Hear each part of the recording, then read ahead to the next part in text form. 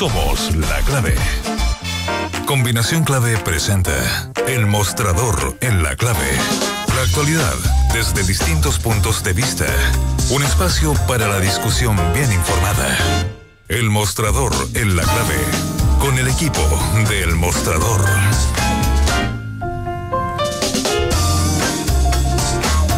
8:33, estamos haciendo Combinación Clave. Recuerda que puedes comentar todo lo que estamos conversando, todo lo que estamos debatiendo aquí con el hashtag Combinación Clave, y estamos en la sección del Mostrador en La Clave y estamos con Marcela Jiménez. ¿Cómo estás, Marcela? Hola, ¿cómo estás? Bienvenida nuevamente a este espacio. Siempre un gusto. Estamos con Mirko Macari. ¿Cómo estás, Mirko? Buenos días, Ricardo. Con Iván Weissman. ¿Qué tal, Iván? Buen día. Hay harto tema para conversar y les propongo que empecemos con la encuesta Criteria Research, que ustedes siempre la destacan en el Mostrador. A mí siempre me llega en la noche la encuesta, así que le echo un vistazo. Y si bien tiene cifras que van más o menos con lo que se pensaba, en casi todos los puntos sale Sebastián Piñera arriba de Alejandro. Tiene una leve ventaja. Una leve ventaja, sí. ¿no? Vamos a estar mostrando, pero quería que nos dieran las primeras impresiones de esta encuesta, que ya muchos no le creen a la encuesta. O sea, ahora Criteria fue la que estuvo más cerca. Por un mes. Sí, o sea, un mes antes. Claro. Anticipó de más cerca la tendencia. Esta Criteria terminó medirse la semana pasada, y por lo tanto le quedan a la encuesta 3 semanas de campaña. Claro. La encuesta es una foto del momento, y ese momento no es el momento de la elección. Y no hay una conclusión definitiva, pero se dice que buena parte de la caída de Sebastián Piñera se registró justo en el último periodo, en la última fase, cuando hubo más gente atenta a la campaña y entró a decidir su voto. Entonces la encuesta no la mostramos como un elemento anticipatorio de lo que va a pasar. Es una foto del momento posterior al 19 de noviembre, es decir, la semana siguiente. Y teniendo ese antecedente que en la primera vuelta, esta encuesta Criteria, que la publicamos en exclusiva en el Mostrador, es la que estuvo mucho más cerca del resultado que efectivamente se dio. O sea, no sufrió un guatazo como las otras, claro. Lo sufrió Cadem. Y Valdivieso sí se atrevió, igual que Cadem, que hay que reconocérselo, a hacer una encuesta previa a la segunda vuelta. Iván Weissman. Que cuando nosotros empezamos esta sociedad, por falta de palabras, con Criteria, fue en el pic, en el apogeo de la Cadem, cuando se la peleaban diferentes medios para pagarle. Sí. Y me acuerdo que hubo cuestionamientos, incluso de cuán seria era. Bueno, terminó siendo la más seria, la más transparente, que mostró sus paneles y metodología. Y bueno, no solo en este caso, en varios otros, incluso en las primarias, la encuesta Criteria fue la más cercana a contar lo que había pasado. Un dato interesante, que no sé si al final llegó a estar en la nota, pero un dato que ayer daba vuelta en los comandos, que en estas elecciones, una de las razones también de que fue tan complejo, 2 millones de personas o casi 2 millones, 1.900.000 más o menos, que habían votado regularmente, que no votaron, y 1,5 millones de nuevas personas que no habían votado antes votaron. Antes de seguir, veamos un poquito las cifras que tiene para que la gente que no ha visto la encuesta lo sepa. Por ejemplo, en la preferencia del futuro presidente, si podemos mostrarla también, la encuesta atrás, en la preferencia del futuro presidente dice ¿quién te gustaría que fuera el próximo presidente de Chile? En total de muestra de 1.595 casos, 43% Piñera, 30% Alejandro Guillé, otra respuesta 27%. Y también tiene el ítem del votante probable, ¿no? Que son 702 casos. El votante probable es un algoritmo entre intención de voto, importancia atribuida a las elecciones, participación de las últimas elecciones, que es un 44% del tema. Y ahí Sebastián Piñera aparece con un 50%, Alejandro Guillé con un 39% y ninguno con un 11%. Y el total es muy estrecho. Cuando se mide el total es 40 y...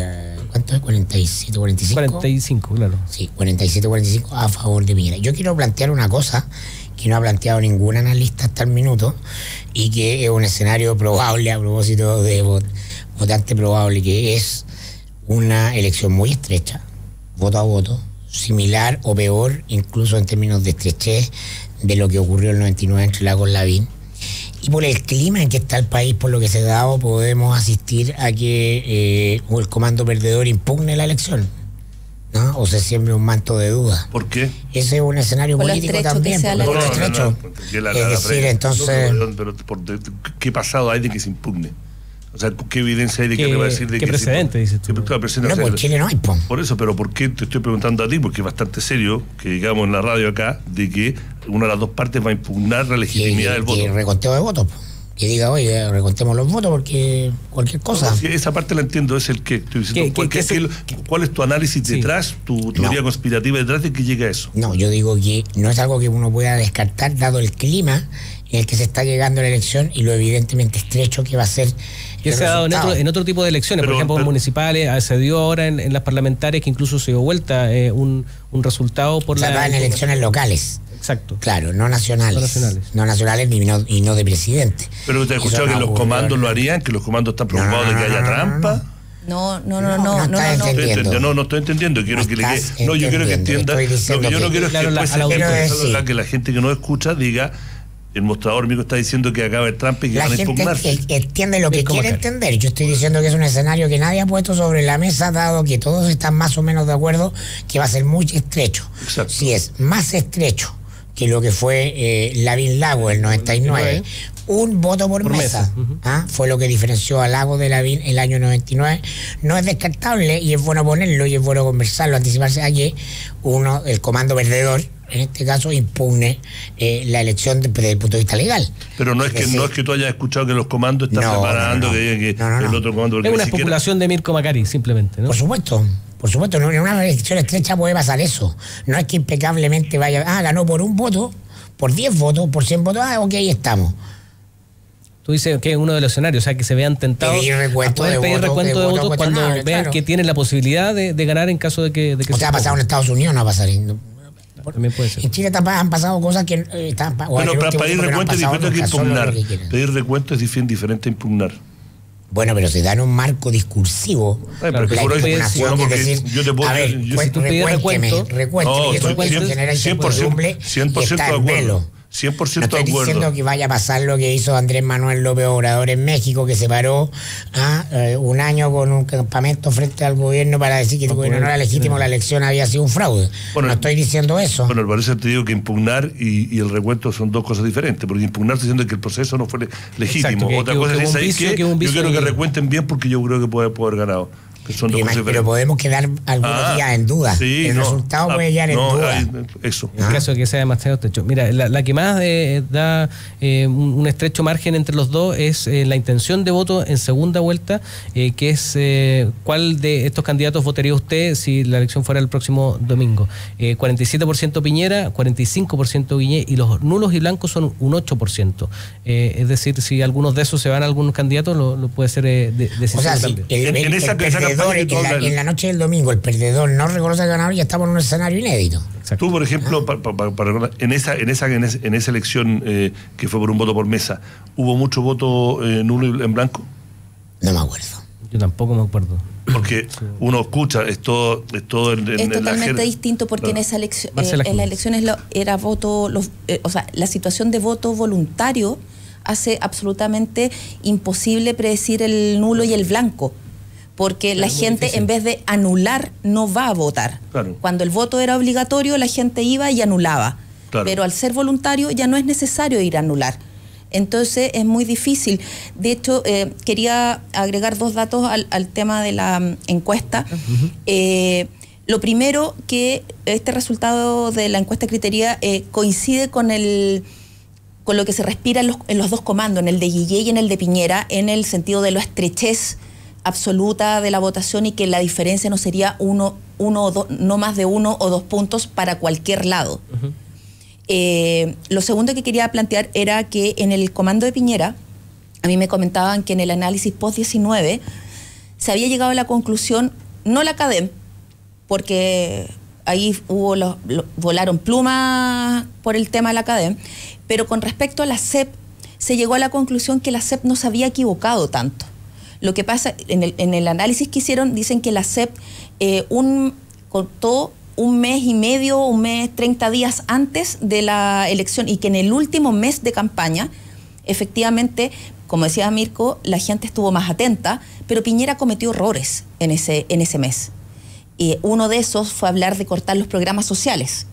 Y en el comando se detectó que ese fue un grave error. Que había mucha grasa. Que había mucha grasa. Un concepto tecnocrático, claro, noventero. Pero sobre todo el tema recuerden que dijo en el debate que el censo era una posibilidad de que lo iba a cortar. Y eso fue considerado un grave error que se cometió. Entonces, ¿qué es lo que pasa? Dicen que el CEP no recogió no alcanzó a recoger este último mes.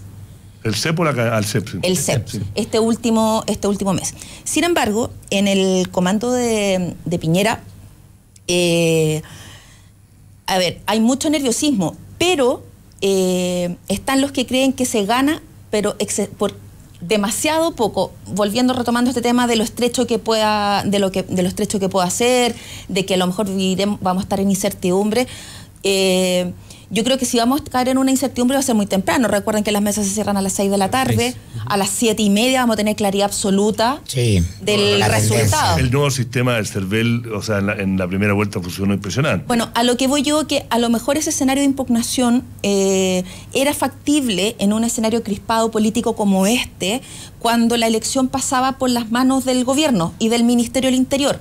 Pero el CERVEL es un órgano autónomo, con un directorio elegido por el sistema binominal o sea, tiene toda una lógica que da garantías políticas a ambos sectores.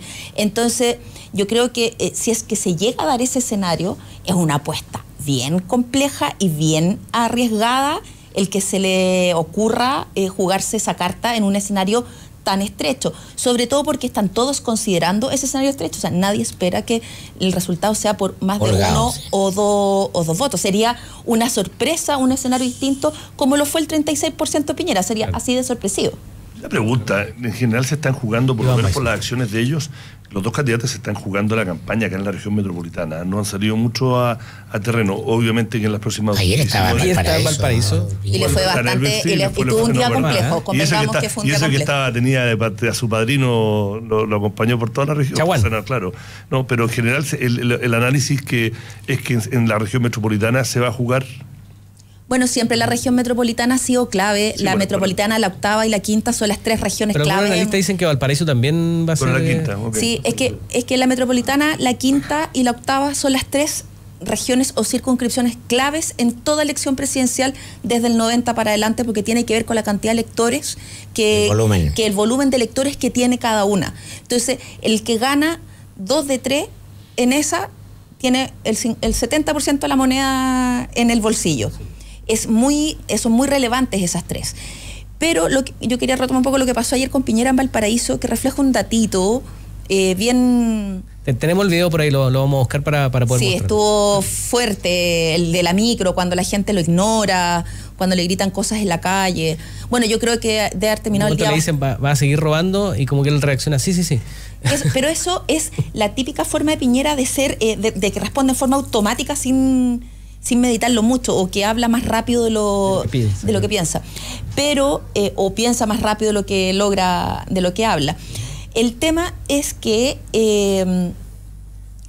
hay un dato que circula, una tesis que circula a la derecha, que yo lo explicaba en la nota hoy día, que fue lo que titula Piñera cae en la etapa de los errores no forzados. Claro, una forma elegante de decir que están con crisis de pánico, en el fondo, porque hay mucho nerviosismo. Y el dato duro ahí es que lo de comparar a Maduro con a Guille con Maduro fue un error. Sí, no era el libreto. Sí, claro. No era se había diseñado que eso lo podían decir algunos voceros, pero no el propio Piñera. Sí. No, porque Piñera, recuerda que desde la misma noche o días antes de la noche del 19 de noviembre era el hombre de la unidad. El hombre del consenso, de la unidad, como esta suerte dijo perdido Patricio Elwin. Claro, sí. La segunda transición, etcétera, etcétera. Entonces, esta cosa de apelar a la campaña del terror, al sentimiento antiizquierdista, no es una tarea que en el diseño que le corresponde a Piñera. Le corresponde a los típicos rostros más propios de este, a los soldados. A los soldados que, ni siquiera a los Melnik.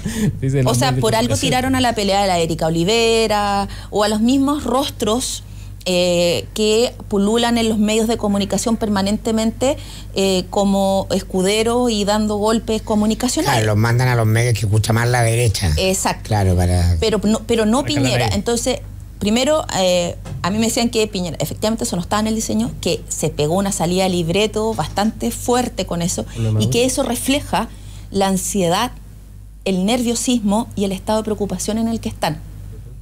Ahora, acuérdense que fue doble error no forzado porque cuando Erika Olivera dijo lo de Venezuela, él salió como a reafirmarlo, dijo, claro, no es Venezuela, pero los países no son dueños de su destino, y después dice lo de Maduro, o sea, lo reafirma 2 veces. Sí, es que esas cosas demuestran efectivamente lo de Erika Olivera, que hay un pequeño matiz, lo de Erika Olivera estaba totalmente diseñado y libreteado desde el comando. Se había escogido a Erika Olivera, se le había dicho lo que tenía que decir.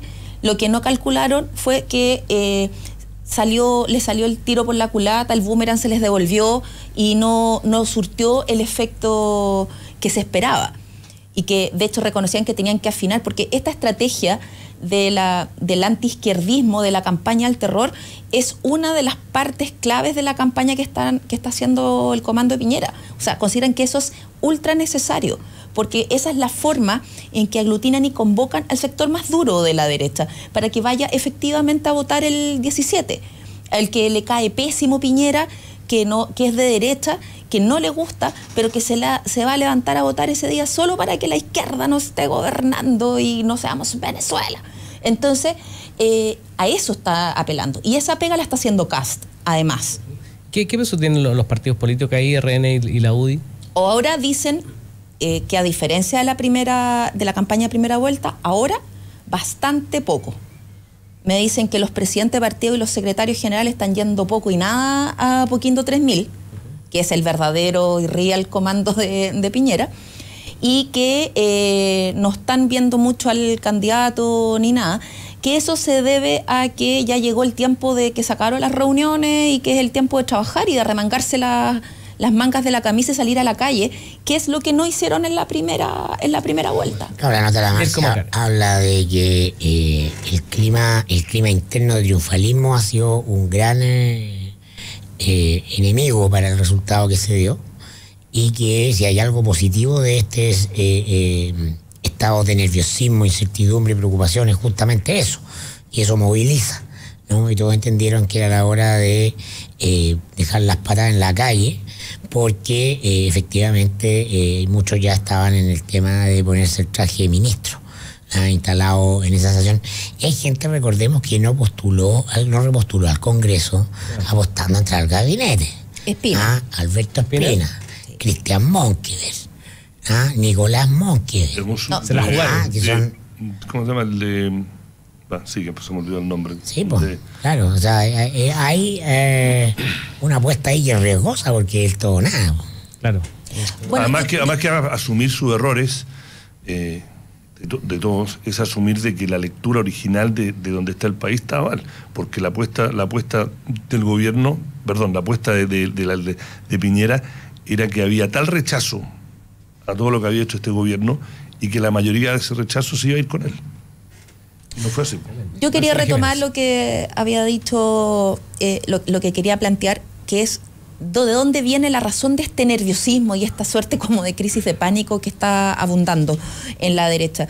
Y me explicaban que hay una tesis que anda circulando, que es la que explicó John Miller en el Mercurio en una columna el día lunes, y que tiene que ver con que se le secó el pozo a Piñera, con que no tiene de dónde sacar votos para la segunda vuelta. Como que dijo Longueira el 99, no teníamos dónde raspar la olla. Exacto, porque... Ella la raspó en la primera vuelta, dicen mucho.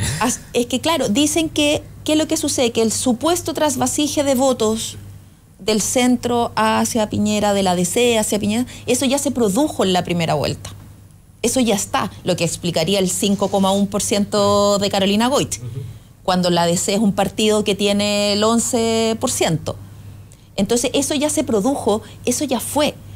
Y ese es el conflicto que tienen. El para dónde crecer, de dónde. Por eso que tuvo que hacer el pacto con el diablo, por decirlo de alguna manera, y pedirle ayuda a Osandón y tragarse todo el orgullo, porque los bolsones de votos de Osandón son los únicos que pueden, de donde efectivamente se pueda crecer. ¿Y por qué hacen ese cálculo? Porque la votación sumada de Piñera con Kast es casi 10 puntos más que la votación que sacó la coalición en las parlamentarias. Entonces eso induce a que Piñera, la votación presidencial de la derecha ya está en su techo. Y hay un error que también comenta mi amigo Cristóbal Velolio en tu nota, que es muy cierto, que ese 44% de Piñera más Kast es similar al 44% de Piñera el 2009. Sí.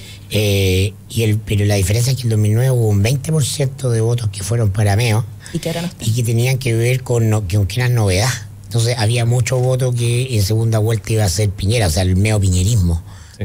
No es menor quien apostó Meo Piñera para un recambio. Mira, el 10%, eso hoy día no está. De hecho fue el 10%. El 10% de la votación de Marco se fue a Piñera. Sí. Y aquí, perdóname, pero el Frente Amplio, independiente de lo que haga, no va a ser un 10% el Frente Amplio que se va a ir a votar por Piñera. No, mira, lo recoge la encuesta de Criteria también, el traspaso de votos de primera a segunda vuelta. Y de Beatriz Sánchez, por ejemplo, dice que un 9% se va a Piñera, un 77% a Guillé.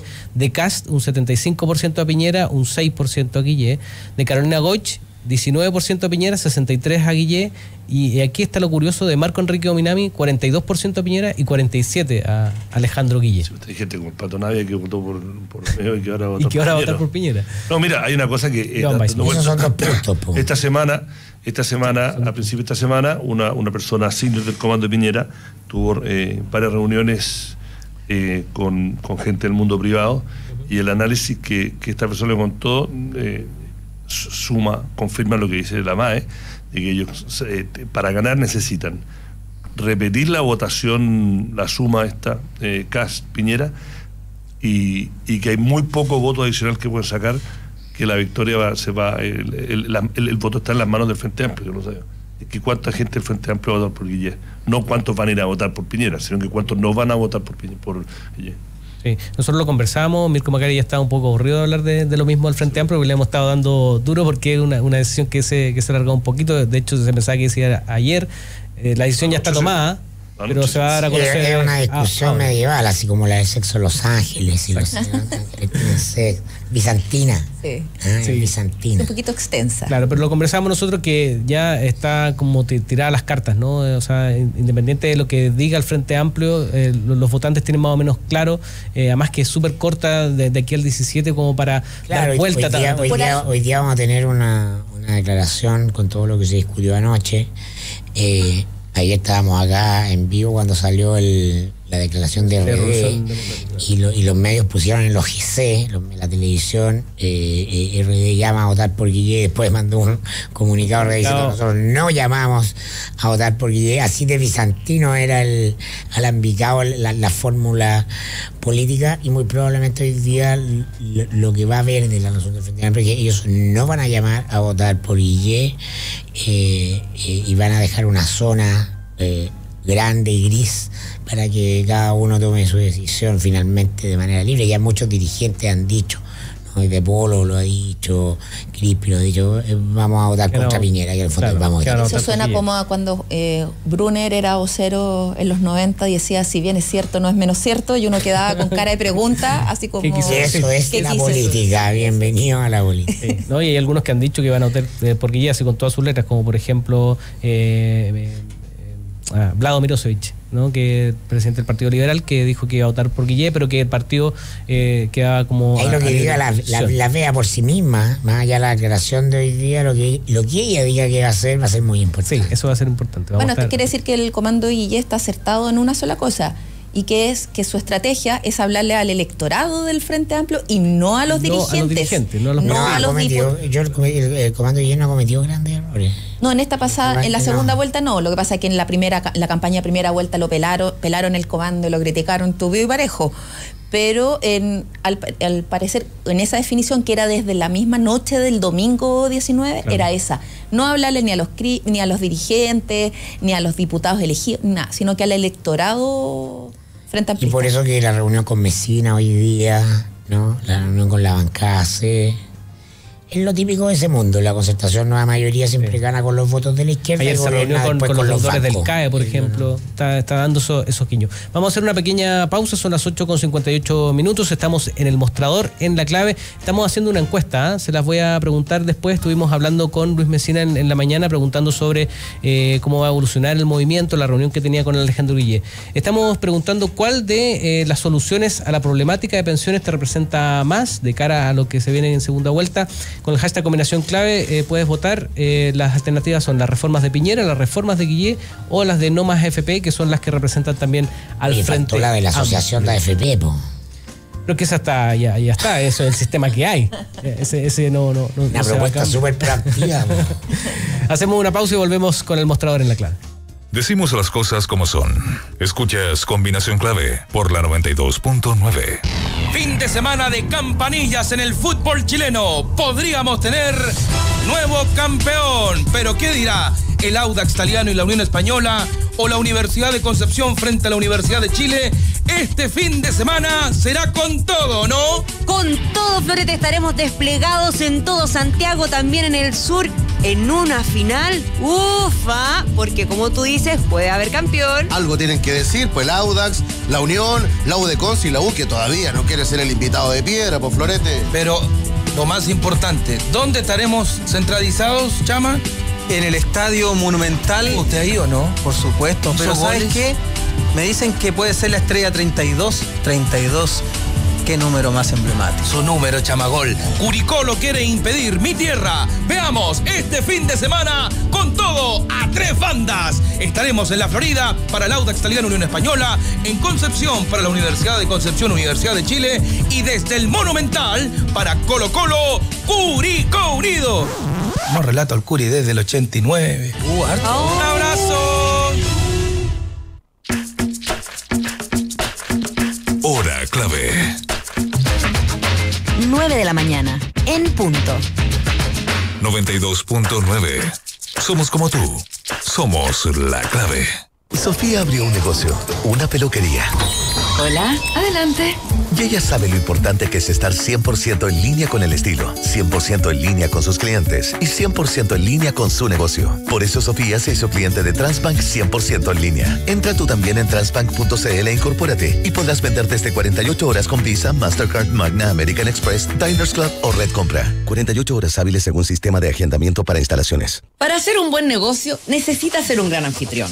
Para organizar un seminario productivo, debe elegir el lugar correcto.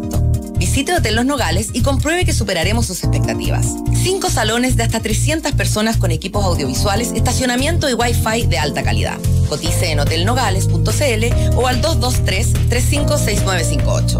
A 2 cuadras del Metro Estación Los Leones.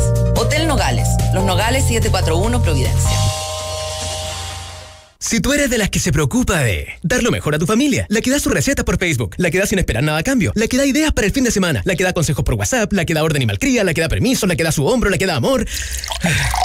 Entonces, dale Manantial a tu familia, porque darles agua purificada les hace bien. Manantial no contiene cloro, es libre de sodio y es 100% pura. En Manantial, despachamos gratis toda la pureza y frescura que merece tu familia. Contáctanos al 600-427-2200 o solicítalo en manantial.com. Manantial es vida. Atento. Ya está de vuelta tu programa de actualidad y debate más entretenido. Tu opinión nos importa, así es que toma tu lugar en el panel, en @Radio La Clave y comenta. Es tu combinación clave. 9 de la mañana con 2 minutos. Estamos en el mostrador en La Clave y tenemos varios comentarios en las redes sociales que queremos compartir con ustedes. Por ejemplo, Hernán Collío dice: Piñera se ve muy mal dando manotazos de ciego, ya es un chiste todas sus estrategias. Fran Figueroa dice: a Mirko Macari, que le gusta tanto ensalzar el relato, no lo aplica con criterio y el papelón que hicieron todas las encuestas, hashtag Combinación Clave. ¿Qué tienes que decir ahí, Mirko? ¿No? Que seguramente la señora no se ha duchado porque no escuchó bien. Claro, tú decías... Los datos dicen que Criteria estuvo más cerca que ninguna otra encuesta del resultado final. Arturo... Que Marte no entendió. Arturo Barrientos, con el hashtag combinación clave, dice: hay abuso de la ignorancia cívica de las personas, por eso Piñera usa una campaña de terror burda y caricaturesca. Y Clara Bella la Bella dice: el escenario de posible fraude lo puso Piñera hace unos días, Macri se hace eco de esto, con el hashtag combinación clave. Estamos hablando sobre lo que se viene para la segunda vuelta. Mirko Macari tiene una recomendación de libro, que siempre es bienvenida. Sí, quería saludar hoy día la presentación del libro que tengo acá. Se llama Ensayo sobre economía cooperativa, solidaria y autogestionaria hacia una economía plural. El editor es el académico de la Universidad Académica de Humanismo Cristiano, Raúl González Meyer, quien me lo encontré en la calle y me invitó a la presentación del libro. Desgraciadamente por un tema de horario no voy a poder ir, pero me dijo que me quería invitar justamente porque nos había escuchado conversando acá en la radio con Fernando Paulsen en nuestra joda habitual del programa que vamos a hacer, sobre pensar fuera de la caja, y que sentía que era bueno que era muy inédito que habían espacios donde se hablaban desde otros conceptos y otras lógicas a lo que predominaba en el sistema mediático informativo, y que por eso le hubiera gustado mucho que yo fuera, pero lamentablemente no puedo, así que un saludo para ellos y de todas maneras recomendando todo el tipo de trabajo académico que nos posibilita empezar a pensar fuera de la caja. Interesante recomendación. Les propongo que nos metamos en lo que han dicho los empresarios durante esta campaña. Hoy día ustedes traen una nota que se titula La Sofofa en campaña, y tenemos a Larraín Mate nuevamente haciendo una declaración. Ya lo había dicho, ¿se acuerdan que lo comentamos acá sobre el término de la modernidad, ¿no? Que Chile... Lo que dijo en Revista Capital. Lo que dijo en Revista Capital, y que ahora lo reafirma diciendo que hay que votar o hay que apoyar al que tenga el programa, o al que tenga las propuestas más responsables, ¿no, Iván? Sí, yo acá, que yo sé que Mirko lo conversamos ayer, yo no tengo la misma lectura tan agresiva. Es obvio, a ver, la Sofofa no va a salir a apoyar a Alejandro Guillén a estas alturas, ¿no? Es obvio que sí, ¿no? que la Sofofa está a favor de un candidato que sea más pro empresa, es lo que hacen, para eso les pagan eso, es el rol de ese gremio. Ahora, ese de que tiene una antipatía y que creen de que Guillén es un candidato que no es moderno, creo que ahí la interpretación es un poco arriesgada. No, yo lo conozco, ¿no? Después no. La Revista Capital decía. Hablando de lo que dijo ayer, porque la Capital dice: si toma las propuestas del Frente Amplio, pero se va a dejar de la modernidad. Pero ese hecho bueno, a mi juicio es muy discutible. Está bien. Un hecho de la causa para mí es discutible. Por supuesto, y eso es lo lindo de la radio. Concepto de la modernidad, ¿no? ¿Qué es lo moderno? Claro, lo que pasa es que tú defines. Es que es la misma discusión que tuvimos ayer en el programa de la Semana Política, que tú definías la modernidad que definió Bernardo Larraín Mate de una forma que él no la definió. Entonces la semántica y las palabras importan. Ahora, la Sofofa es un actor político, no, absolutamente lo ha sido históricamente. Ahora creo que están que comparado con lo que hubiesen hecho en campañas previas, creo que están siendo hasta moderados en no ser no entrar a la campaña del terror, ¿no? Claro. Creo que va a ser importante, si es que efectivamente gana Guillén, cómo se va a dar esa relación. Creo que hay un nerviosismo tremendo dentro, no sé si específicamente en la Sofofa como organización, pero absolutamente en el sector privado, de lo desconocido. Uno siempre tiene miedo a lo desconocido. Sí. No, que no entienden bien lo que es. Hay una ignorancia y una falta de sofisticación de entender lo que es el Frente Amplio, ¿no? Y creo que se hace un mea culpa de que no le prestaron mucha atención. ¿No? Lo miraron en menos. Lo que hemos dicho acá, que hay matices dentro. Lo que dijo y lo que ha escrito la Maca, de que si uno lo mira en detalle, la facción del Frente Amplio que ganó, ese Frente Amplio que es un Frente Amplio muy cercano a la socialdemocracia europea, mucho más que la facción del Frente Amplio que son más estatistas, etcétera.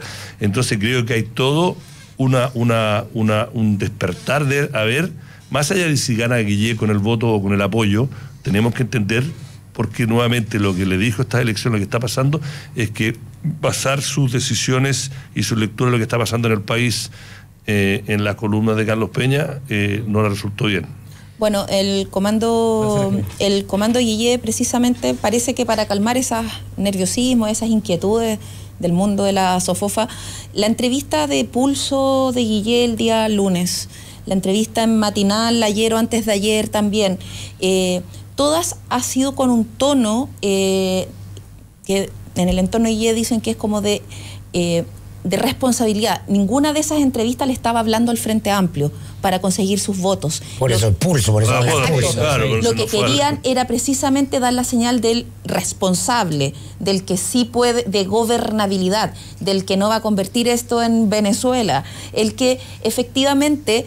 un poco respondiendo a Piñera ahí. Un poco respondiendo a Piñera ahí, pero también dando señales sobre todo al mundo empresarial, donde existe este nerviosismo y preocupación ante esto que es como desconocido. Eso es coherente con la historia de la coalición. Ganan con los votos de la izquierda, pierden los votos de la izquierda y gobiernan mirando a la derecha y sobre todo a los empresarios. Pero ¿sabes la diferencia que yo estoy como histórico?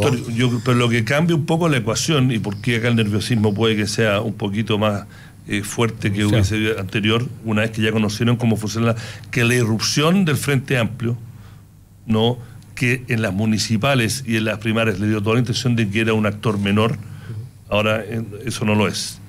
Y que si llega con su apoyo, o si a ver, digamos por ejemplo que llega a algún acuerdo de qué es lo que le va a hacer a las AFP, o qué va a hacer con los impuestos a las empresas, es mucho más relevante que cuando era una facción minoritaria. No tenían que, entre comillas, pescarlos. Ahora tienen que pescarlos. ¿Esos son los puntos que más le preocupan a los empresarios? A ver, tenemos empresarios y empresarios. Yo creo que antes eran mucho más homogéneos. No, creo que hay empresarios que asumieron lo que asumió la gran mayoría del país, de que esto era una victoria, si no primera vuelta, holgada, fácil en segunda, y que nadie le daba valor de que el Frente Amplio iba a ser un actor de peso. Y como muy bien lo han dicho, el Frente Amplio está para quedarse, todo indica, y el Frente Amplio tiene una estrategia a largo plazo que es cambiar el modelo, no ajustarlo eso obviamente que los asusta. Lo que yo creo que más asustado tiene a todo es que la gran diferencia, porque seamos honestos, el Frente Amplio en términos de presidencial sacaron lo mismo que sacó Marco el 2009, 20%. Si aquí la diferencia está, y la diferencia con Marco el 2009 y con lo que se expresó ese momento, es que el Frente Amplio tiene parlamentarios. Claro. Tiene una bancada. Y tiene un proyecto político. Y tiene un proyecto político. Que va más allá de la persona. Ideológico. Que va más allá de la persona. Lo instalado, que lo ha sabido instalar. Una bancada que va a ser una bancada que la nueva conformación del Congreso va a tener a partir de marzo, va a ser clave. Mira, el terror absolutamente clave. Perdón, Guillé, la nueva mayoría, no tiene mayoría en el Congreso, efectivamente. Pero los entendimientos que tengan con el Frente Amplio van a ser determinantes en cualquier, ya sean en el gobierno o la oposición, van a ser determinantes de lo que vaya a suceder en los próximos 4 años. No, pero yo déjame darte un escenario, pero es un escenario que Mirko probablemente lo va a poder ahondar. Hay un terror tremendo, porque me decían, a ver, ¿quién de la nueva mayoría va a prestarle voto en el Congreso para sacar un proyecto de Piñera? Porque si lo hacen, el Frente Amplio los va a impugnar, y va a quedar impugnado, porque el Frente Amplio llega con una autoridad moral que la nueva mayoría no tiene. Entonces, eso va a ser muy difícil de negociar, que va a terminar todo muy entrampado. No, porque no va a poder, antiguamente, obviamente, después de las cachetadas de payaso por los medios, se llegaba a un acuerdo, ¿no? Malo, bueno, regular, no, la historia dirá. Pero ahora no hay espacio político para que ese acuerdo de un Congreso que es más representativo, que va a estar con polos de poder mucho más difusos, ¿no? Y eso. Y quiero volver un poco. El temor más grande que tiene la derecha económica en Chile es que el Frente Amplio, a nivel macro, para usar un término económico, a nivel de sensibilidad social, tenga razón. De que Chile está dispuesto a tomar una decisión de que quiere ser otro tipo de país. Y bueno, el tiempo dirá si ese tipo de país va a poder llegar a ser a lo que desarrolla o no, pero es un debate que instaló el movimiento estudiantil y el movimiento social, y es un debate que hasta esta elección todo el mundo creía que era una minoría, que la mayoría estaba con esta revolución capitalista.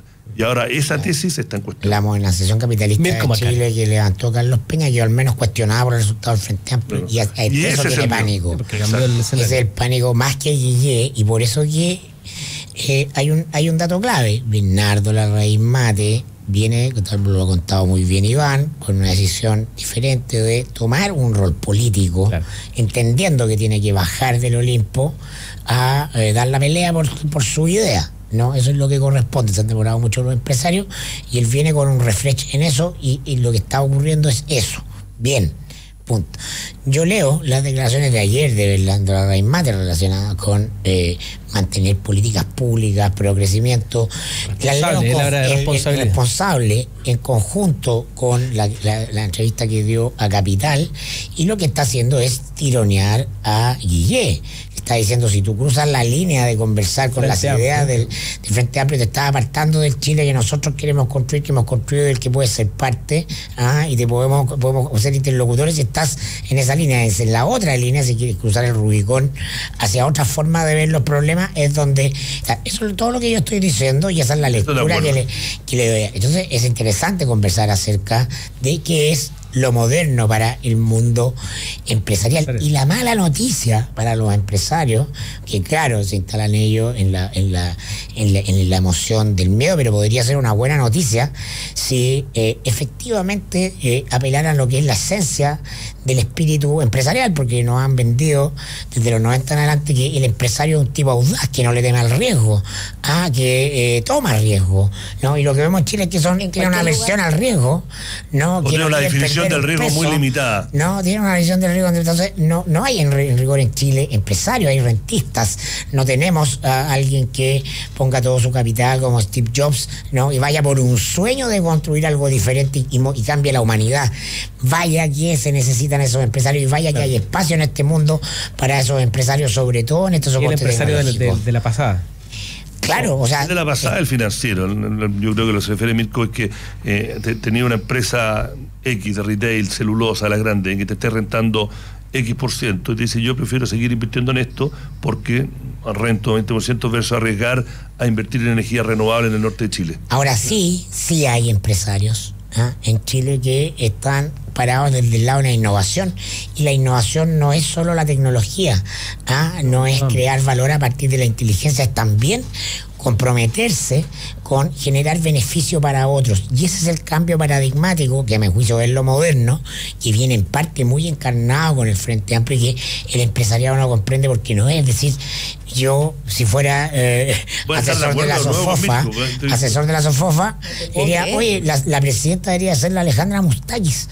Nadie puede decir que es una persona de izquierda, ¿no? Pero sus ideas son profundamente revolucionarias. Sí, yo quiero contar una cosa que déjame terminar algo, porque estamos transitando del mundo de la competencia, del paradigma de la competencia, al de la colaboración, al del respeto del otro y al del sentido de hacer algo para que el otro esté mejor. Y eso los empresarios no lo ven. Y entonces la idea de modernidad de Bernardo Larraín Mate está muy estrecha, está muy cercada en ese paradigma noventero, ¿no? De la rentabilización, de la maximización de utilidades. La idea de utilidad en el negocio es la que está hackeada, y no por el Frente Amplio, sino que por una serie de hechos que en el mundo están ocurriendo y los tienen acá en Chile. Mira, lo que pasa es que la definición de... Mira, yo soy cercano a ese mundo porque lo reporteo. Rentabilidad. No nos habíamos dado cuenta. Pero claro, pero voy a hacer un poco como Mirko. Estoy asumiendo que hay gente de la radio, los miles de escuchos, que no entienden eso. No sean snob, no sean elitistas, porque se convierten en lo mismo que están explicando, ¿no? Pero hay un entendimiento de que la definición de rentabilidad cambió. Y le sumas esto al clima político ahora, es la navegación, navegando en unos mares que son nuevos.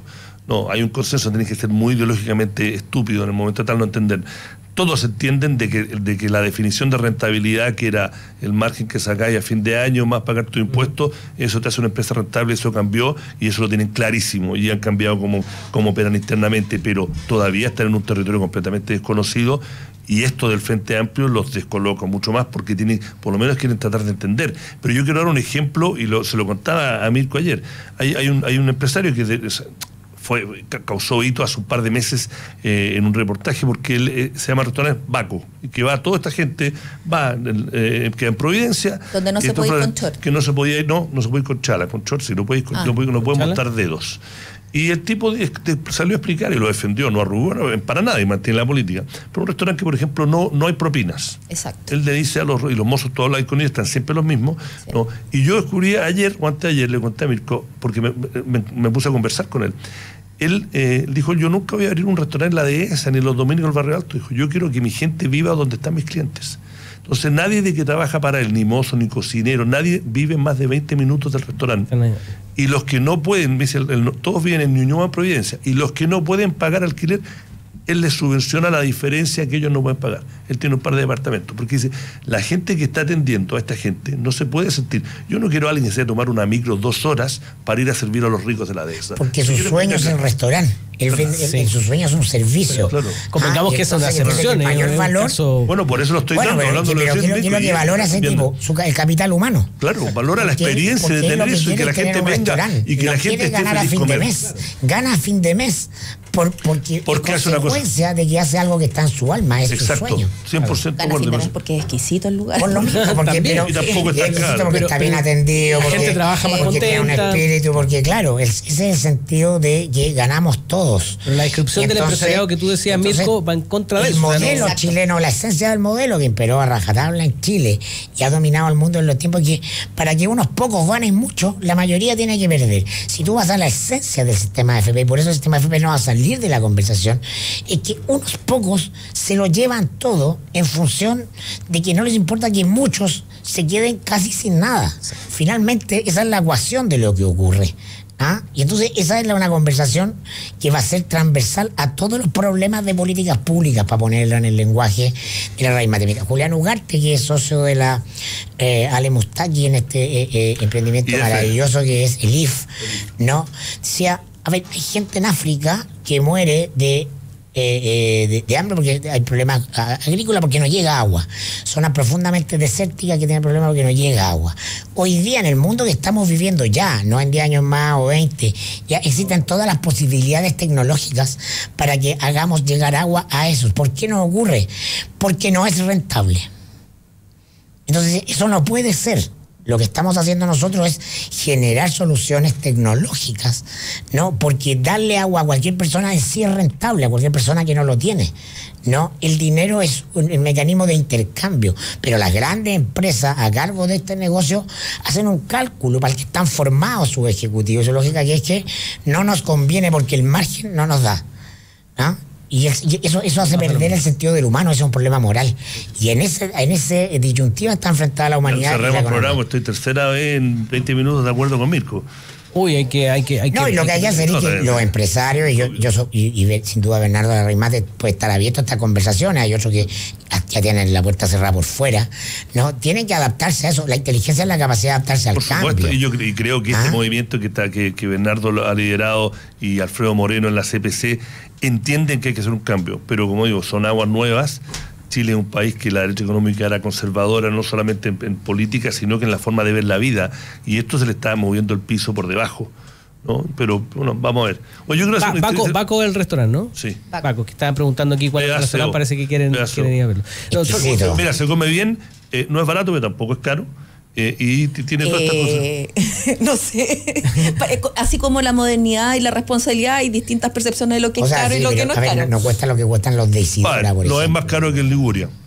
El Liguria es progre. Sí, está bien. Ahí comadre Martín Gala preguntaba cuál era el restaurante. Era bueno el punto que hacía Mirko Macari, porque temas como ese se han instalado en la sociedad y están dando cuenta. Nosotros hablábamos con Luis Mesina en la mañana y decía que, por ejemplo, el tema de las comisiones fantasma o de cuánto cobraban de comisión la AFP eran temas que no se discutían y que ahora se pusieron sobre la mesa, entonces las personas se están dando cuenta, manejan mucho más conceptos y cambió el debate por eso mismo, porque se pusieron los temas sobre la mesa y se vio como detrás de... Y vuelvo, ese todo el crédito a los movimientos sociales. Es todo el proyecto.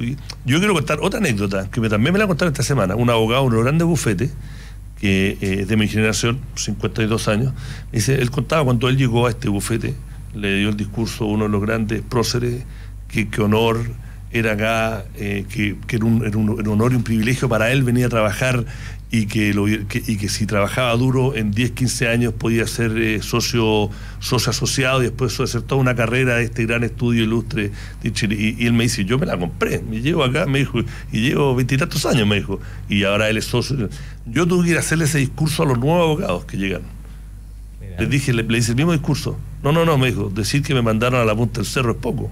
Me dijeron, a nosotros no nos convence, me dijeron, pero así de al tiro, ¿eh? Nosotros ya con cuidado voy a estar acá 2, 3 años, después me quiero ir a viajar por Europa, quiero ir a mochilear, me dijo, hacer surf, y yo tuve que ir a contarle a los socios, oye, esto fue para mí, yo te lo cuento como anécdota, pero te lo cuento de una manera significativa.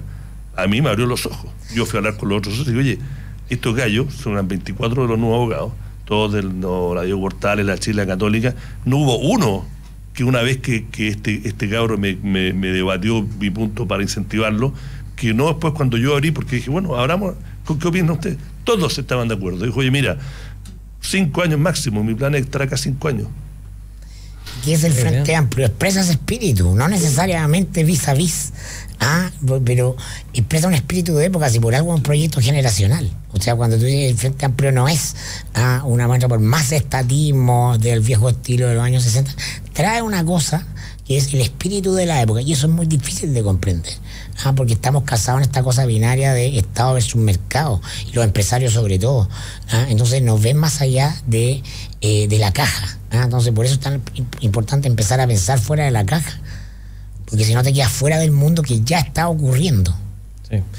Tú lo comentabas cuando estábamos hablando de los temas que íbamos a hablar hoy día, de un informe que habla sobre que uno de los principales preocupaciones de los inversionistas, de los ahorristas, es precisamente el temor a tener buenas pensiones. Súper bueno, que no sé si nos sí, tenemos unos minutos, por eso quería aprovechar. Bueno, yo no sé si los otros medios lo toman el punto. BlackRock es administración de activos más grande del mundo, que en Chile son relevantes. Acá los representa Axel Christensen, que es un actor semipolítico, que es asesor de Hacienda, un tipo que comenta en los medios, maneja parte de la plata de las AFP afuera, parte de los fondos soberanos de Chile, y él es asesor de Hacienda. Y hace ya 10 años, si no me equivoco, BlackRock, cuyo controlador en Estados Unidos hace 5 o 6 años decidió meterse en el rol público y escribir columnas y meterse al lodo y meterse a la trinchera y hablar, ¿no? Y hacen esta encuesta global que entrevistan a como 30.000 personas, lo hacen en los países donde ellos tienen relevancia también, ¿no? Y Chile es uno de los países.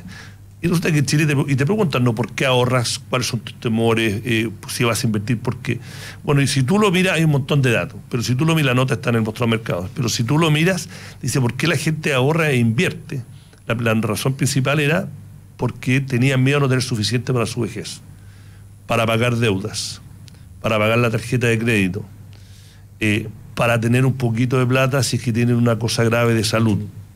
Imprevisto. Son todos los temas vistos de otra forma desde el punto de vista de inversión, porque BlackRock lo hace por política pública, pero lo hace porque a la larga le interesa que la gente invierta, porque ellos manejan activos, el negocio de ellos es manejar activos y se llevan una comisión. Pero si tú ves las razones, la gente en Chile es la más conservadora para invertir y es la que está más temerosa comparado con la región. Y Chile es lejos dentro de la región el país más rico de los cuales ellos meten en mano comparado con Brasil, México, Argentina, etcétera, donde tienen más capital disponible. A ellos les parecía raro el chileno, que tiene mucho como promedio, sobre todo la clase, tiene comparado con el de Argentina, Brasil, México, tiene mucho más, les sobra un poquito más a los que les sobra, no están endeudados, pero prefieren tenerlo en efectivo. ¿Por qué? Porque tienen miedo de que caer, lo que habla de caer a lo que eran antes, o que lo que eran sus padres antes. Entonces, a mí se encuesta revela que las preocupaciones transversales, porque este no es un estudio, una encuesta que se la hacen a gente, se lo hacen a gente que tiene un poco de plata, de clase media, pero tienen los mismos temores. Lo que te arroja es que esos temores que tenemos, que están que están siendo debatidos y que son parte del debate nacional ahora, están ahí. Claro, o sea, y si se hace esa encuesta acá en Chile, seguramente va... No, se lo hace en Chile. Sí, no, pero si lo haces, por ejemplo, a la gente que está en la AFP, seguramente va a ser un resultado muy similar. Probablemente, no sé, pero me imagino que parte de los que están encuestados tienen AFP, pues si todos los que trabajan tenemos por obligación, estamos en una AFP. Claro. Oye, yo quería preguntar una cosa, no sé si mañana lo van a hablar un poco más, pero ¿ustedes creen que el clima electoral va a tener algún impacto en la Teletón de este fin de semana, que por lo menos de que yo volví a Chile, nunca he visto una que ha tenido tan poca publicidad. Nunca se ha hecho una Teletón en año de elecciones. Y más encima entre medio de la primera y la segunda. Sí, porque recuerda que la segunda vuelta, además, antes era en enero. Entonces nunca se había hecho ni en año electoral ni a 2 semanas de una... A mí me comentaron que efectivamente parece que don Francisco les había pedido en buen chileno, les había pedido en público y en privado, que sobre todo en privado, que se abstuvieran los candidatos de cualquier tipo de gesto que... Sí, él los invitó cuando en Las Caras de la Moneda, este programa que hacía, que entrevistó a Alejandro Guillé y a Sebastián Piñera, les pidió en público, al aire, de que fueran ese día, los dejó invitados y que hicieran una pausa en la campaña y que se dieran un abrazo. Incluso lo llamó a darse el abrazo de todos, que es el eslogan de la Teletón. Para ese día vamos a ver si se abrazan ahí en el teatro. Sí, pero es un tema... Sería bueno solo Juan Francisco. Sería solo para las fotos. Pero ojo ahí, porque ahí hay un tema que lo estaban conversando en el Comando Piñera. Recuerden que en el verano fueron los incendios forestales en el sur y Guillé se fondió, no hizo nada, no dijo nada, no opinó nada, que muchos lo criticaron por eso, pero al final terminó siendo la estrategia más acertada, por decirlo. Y Piñera salió raudo y rápidamente a criticar al gobierno, a criticar una serie de cosas, y salió sumamente trasquilado con esa estrategia. Entonces, este tipo de eventos o situaciones los ponen en un entredicho, porque nada de lo que hagan resulta sincero. Nada de lo que digan resulta honesto. Se nota la impostura. Se nota la impostura en un año, en un minuto como este de una elección. Y además, imagínate, mira, me hiciste pensar mientras estabas contando esto. Imagínate, Piñera va y como gesto, o sea político o de verdad, hace una donación así de estilo Luxich. Claro, van a decir que te está tratando de comprar las elecciones. Pues. Lo dudo. No, mañana está de cumpleaños Sebastián Piñera. Sí, de hecho ahí lo remarcó don Francisco, dijo, usted está de cumpleaños, y algo había también, creo que estaba de aniversario de matrimonio Alejandro Guillé, entonces jugaba con eso, que don Francisco el clímax para don Francisco. Sí. Sábado gigante. 9:29, dejamos hasta aquí el mostrador en La Clave. Agradecemos a Marcela Jiménez por acompañarnos hoy día nuevamente, a Mirko Macari y también a Iván Weissman. Nos vemos mañana. ¿Tú vienes mañana, Iván? Yo estoy acá, pero no sé, Federico quiere venir, querrá venir a hablar, no sé. Si Federico no viene, vengo yo. Bueno, el que quiera venir, bienvenido acá en este espacio para debatir y discutir sobre todos los temas. Hacemos una pausa y ya volvemos con más Combinación Clave. Actualidad con ojo crítico, información desde distintos puntos de vista y discusión bien informada. Fue El Mostrador en La Clave, con el equipo de El Mostrador y Combinación Clave. Historias interesantes, inconfundible estilo. Pensar es una actividad fundamental. Pensar también es entender.